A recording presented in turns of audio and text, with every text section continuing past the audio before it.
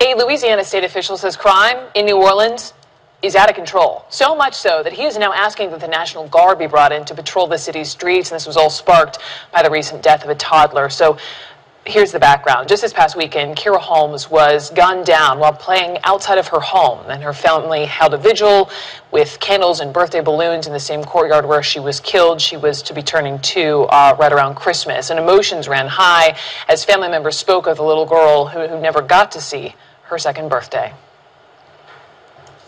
My grandbaby is gone. I will never see her first school. I will never see her go to church. Nothing. I have toys under my Christmas tree. I have stockings in my house. I didn't even much want to have a Christmas this year because I felt like this. Now my baby gone. They have a conscience and do what they have to do and turn themselves because that's my grandbaby. And I love her. They need to just turn themselves in. Do this for me. Do it for her grandmother. Have a conscience. Please have a heart and turn yourself in. I want to bring in Louisiana State Representative Austin Badon, joins me live from New Orleans. He's one of the officials who wants to bring the National Guard, just as they did after Hurricane Katrina. Mr. Badon, thank you for coming on. I've read that you've said your city's at war, you need the National Guard. Why can't local police do the job? Well, you know, we've done a lot after the storms of 2005, but this is it's just totally intolerable and it's unacceptable behavior in our city. The local police need help. We've been able to do a lot of different things that are building our city. We're rebuilding our infrastructure. We're building our schools back. We're building our economic base. But we have a select few people who are going out there and committing heinous crimes in broad daylight, killing people, killing babies. It's intolerable. We must do something about it. So what I have done is I have called upon the governor to bring in the National Guard. After the storms of 2005, people were a lot more comfortable by seeing the National Guard on the streets of New Orleans, and it made the morale higher. We are doing a lot of good things. The people here in New Orleans are very resilient, and they're rebuilding, and they have a real great passion for our city.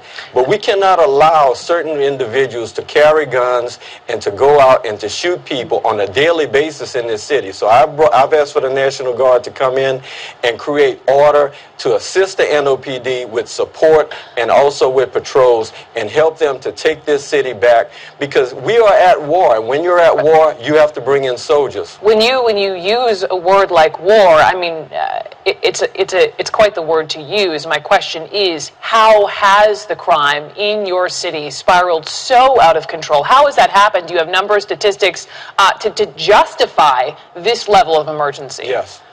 Yes. We are at urban warfare right now.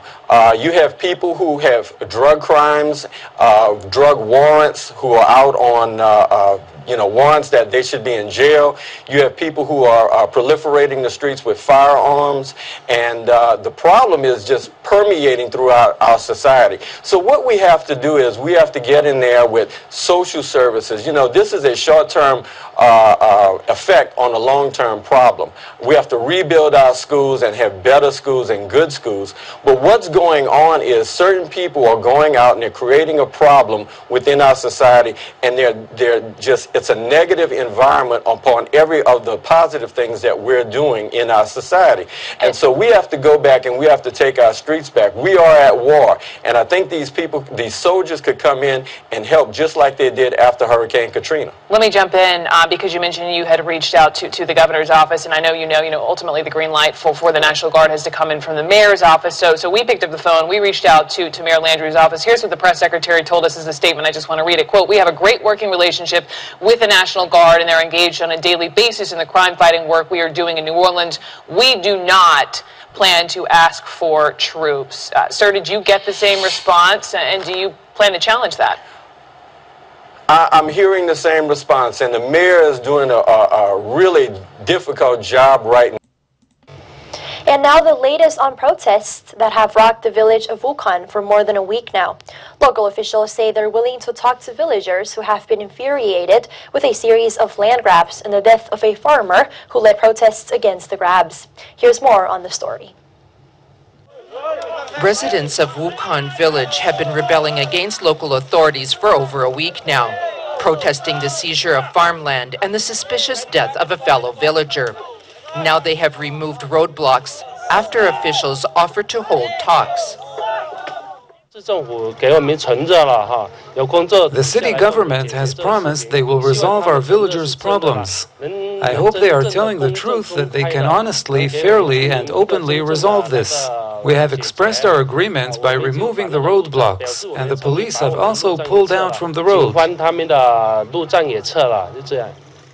They have held several protests this week in outrage over the death of Xue Jinbo, a protest organizer who authorities say died of natural causes, but villagers believe was beaten to death in custody.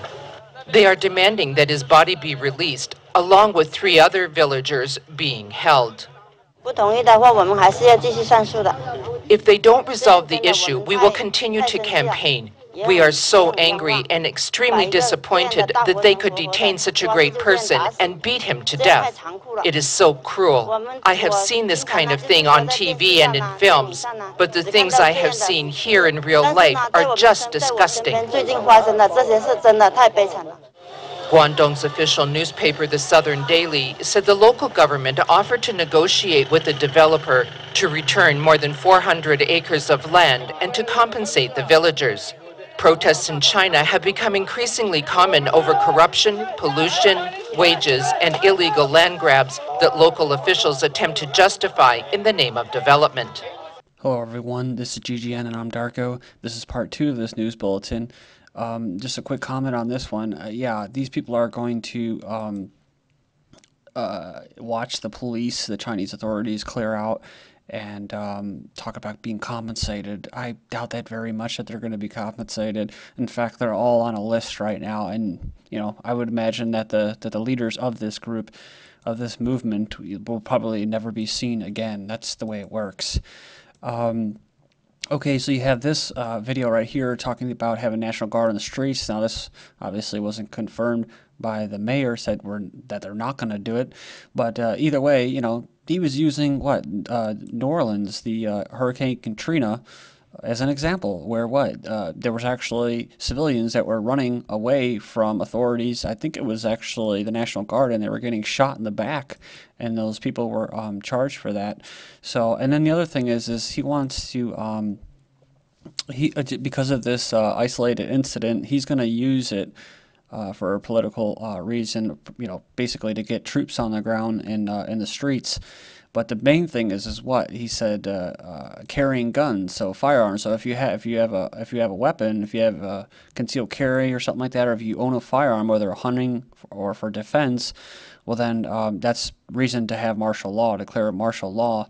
Also, he used drugs. So those are victimless crimes. That's nonviolent crimes. You can say, oh yeah, well, drugs leads to violence. Well, also, police that are declaring a war on drugs also lead to more violence and more incarcerations of non-violent people. So I don't think that's a reason for having troops on the ground. It says here, local police stockpile high-tech combat-ready gear. It says here that in recent years they've bought bomb detection robots, digital communication equipment, and Kevlar helmets like those used by soldiers in foreign wars. That's because, of course, why? The war on drugs has militarized the police. So for local siege situations requiring real firepower, police there can use a new $250,000 armored truck, like in Florida where they have a tank they take out on protesters, complete with a rotating turret. Until that day, however, the menacing truck is mostly used for training runs and appearances at the annual Fargo picnic, where it's being displayed near a children's bounce house. Here's a good indicator of how naive people really are. Most people are so fascinated by it because nothing happens here, says Carol Archibald, a Fargo resident and criminal justice professor at the North Dakota State University. There's no terrorism here. Now, I'm not saying that this individual is naive, but there's probably people in North Dakota be like, there's no terrorism here. Well, actually, they did use a Predator drone in surveillance to arrest a U.S. citizen just recently. So there are terrorists in North Dakota. There's terrorists in Indiana. They're called patriots and militias and stuff like that. It says here, and it just flat out protesters, you're a terrorist. You know, Occupy movement has been declared terrorist. It says here, future riots shields will suffocate protesters with low-frequency speakers. So, and it goes on here, it says Raytheon's patent for a new type of riot shield that produces low-frequency sound waves to disrupt the respiratory tract and hindering breathing sounds a little bit scary. And it's kind of like the LRAD Loud.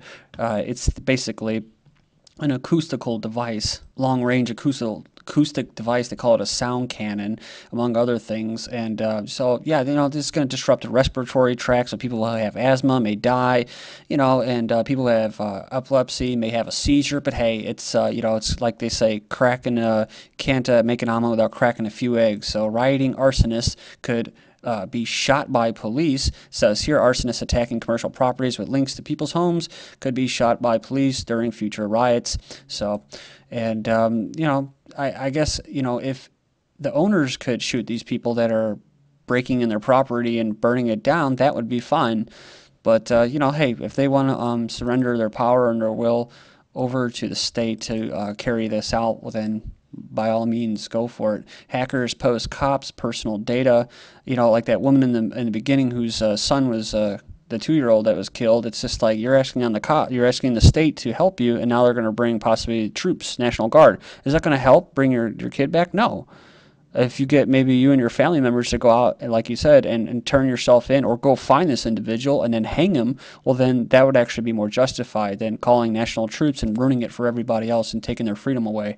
Hackers post cops' personal data to avenge Occupy movement. So Anonymous is going to publish the email and physical addresses, phone numbers, in some cases salary details of thousands of law enforcement officers all over the country. So moving on here, FBI say activists who investigate factory farms can be prosecuted as terrorists. The FBI Joint Terrorism Task Force has kept files on activists who expose animal welfare abuses on factory farms and recommended prosecuting them as terrorists. That's right, according to a new document uncovered through the Freedom of Information Act. So, fracking insiders admit to employing military psyops on American citizens. Why? Because they declare these people who protest fracking for natural gas, which is actually causing many earthquakes, like in Oklahoma, as what? Insurgents. So they are now declared terrorists. Very interesting story here.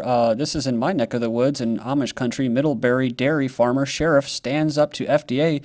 Says here that David Hostetler of rural Middlebury in Indiana distributes raw milk to people who buy into his herd of Jersey cows. He says that action has drawn the ire of the food, that basically the FDA, which wants to inspect his farm because it believes it is the source of the 2010 bacteria outbreak in Michigan. But Sheriff Brad Rogers, who is this individual, has a message for the FDA, which is get a warrant. And he basically said if they try to inspect his farm, basically with a SWAT team and that, without a signed warrant, they would be arrested on trespassing charges. Sheriff sees his action as protecting a local Amish resident who he called, quote, an honest man from being harassed by federal officials. And that's right. Out here where I live, I try to find raw milk, and you'd be surprised, dude. These Amish, they look like they are scared to even talk about raw milk or to refer you to anybody who might sell it, because you can tell that they're scared of undercover agents. And it's just horrible, dude. That is just horrible. So Sweden legalizes and regulates cannabis. That's good news. Then we have get a medical marijuana card and lose your Second Amendment rights. Basically the ATF wants to prohibit patients from protecting themselves, because we all know how violent people become when they smoke marijuana. Spying on Americans rising rapidly as warrantless use of undercover police drones increases. You can go in there and check this out, but it says we're talking about more than just a traffic light and city surveillance cameras. We're talking about the use of undercover police to infiltrate otherwise peaceful groups. That's what we just talked about. Employing drones to spy on citizens, what we just talked about, without proper legal authority to do so, all because of technology, which is what? Progress. Everything's getting better, and we're progressing, right? No, we're not. DARPA, that's just my opinion, but DARPA's new spy satellite could provide real-time video from anywhere on the Earth. That's right. So before they would use spy drones to surveil and spy on people that the satellites didn't cover, now they want a satellite to cover everything, so they won't need spy drones anymore. Firefox add-on bypasses SOPA DNS blocking. Go in there and check that out. And then next up we have, can the U.S. government close social media accounts? So social media, mostly Twitter and Facebook and YouTube and all that, and computers in general, are there to collect information on every single person. But it says terrorism experts say that Twitter terrorism is part of an emerging trend. So as we move closer to augmented reality, Google Goggles, search giant to unveil wearable computer. TSA tyranny isn't just for airports anymore. Yes, they're taking it to Tennessee to fight terrorism, then custom officers and the border are going to be replaced with kiosks, and after revoking the sheriff's authority, DHS will now take over screening immigrants. National Guard at border cut to fewer than 300, and U.S. uses more unmanned aircraft drones to secure border.